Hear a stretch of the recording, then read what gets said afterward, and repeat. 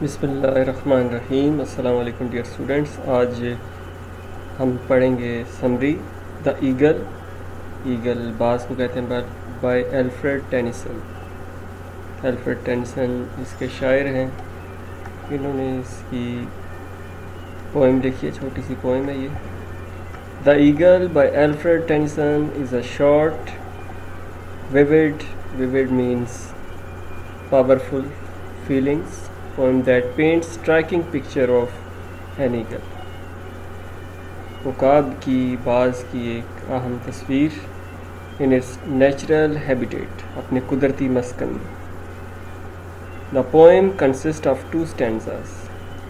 اس poem میں 2 stanza ہیں, each with 3 lines. Hare stanza میں 3 لائنیں ہیں. written in a tight rhythmic structure.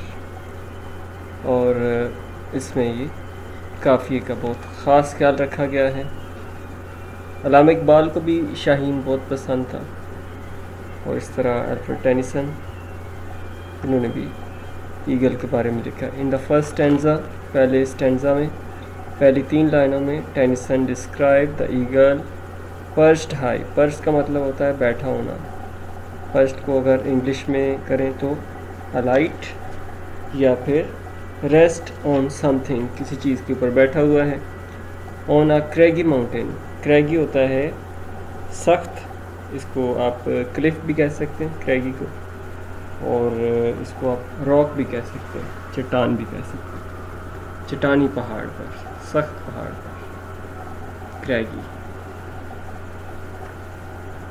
Close to the سن, سورج کے قریب. the imagery highlights the bird's majesty. یہ جو imagery ہے, تصویر دکھانا, ذہن میں تصویر آ جانا, یہ برڈ کی, اس پرندے کی میجسٹی کو میجسٹی کہتے ہیں, عظمت. اینڈ ڈومیننس کہتے ہیں غلبہ, ڈومینیٹ کرنا کسی چیز کو. میجسٹی ہوتا ہے عظمت, اور ڈومیننس ہے غلبہ.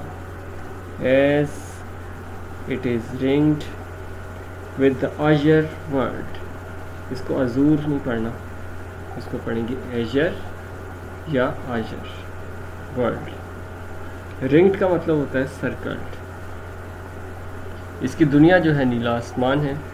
آزر کا مطلب ہوتا ہے نیلا. suggesting it is surrounding by the vast blue sky. اس کو کھلے نیلے آسمان میں گھیرا ہوا ہے. The eagle's claws are described as crooked hand.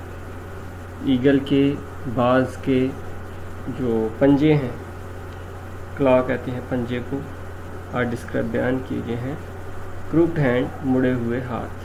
emphasizing its power and grip on the rock. emphasize کا مطلب ہے زور دیا گیا ہے اس کی طاقت اور اس کی گرفت چٹانوں پر. the second stanza capture a moment of action. دوسرے میں اس کی عمل کی, اس کی حرکت کے بارے میں بتایا گیا ہے. the eagle having surveyed the world from its high vantage point. vantage ہوتا ہے سہولت, اس کو یہ سہولت ہے کہ بہت اونچی جگہ سے دیکھ رہا ہے. suddenly falls like thunderbolt. بجلی کی طرح یہ نیچے آتا ہے. this swift and powerful descent underscores the eagle's strength and predative power. یہ شو کرتا ہے اس کی طاقت کو اور شکار کی طاقت کو. province. overall the poem celebrates the eagle's grandeur and might. grandeur کا مطلب عظمت, might کا مطلب طاقت.